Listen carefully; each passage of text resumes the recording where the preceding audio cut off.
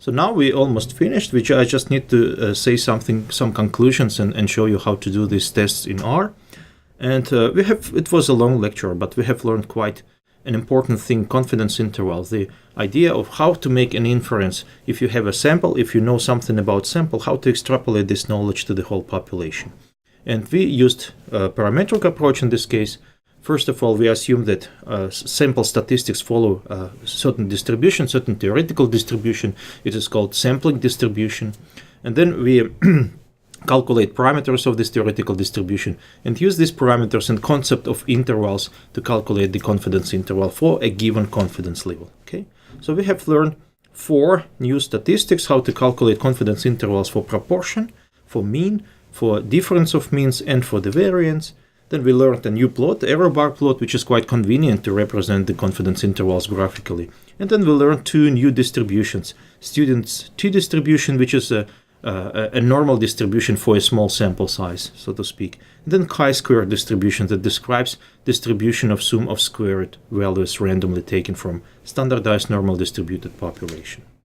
So these are the final formulas. It's interesting so that in these cases we used 3 different distributions, right? The population proportion or sample proportion follows normal distribution, and therefore we use normal distribution in this case to calculate the confidence intervals for the population proportion.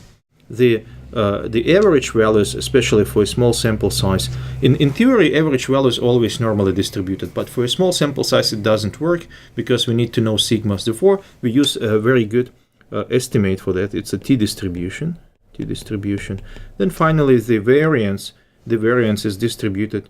The variance itself, there is no distribution for the variance itself, but the sum of squared values are distributed using this chi-square distribution, and we can use this knowledge to calculate the confidence intervals for the variance.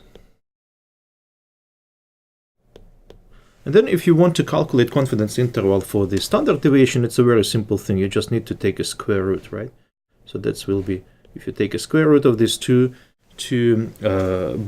boundaries of your interval, you will get a confidence interval for the standard deviation.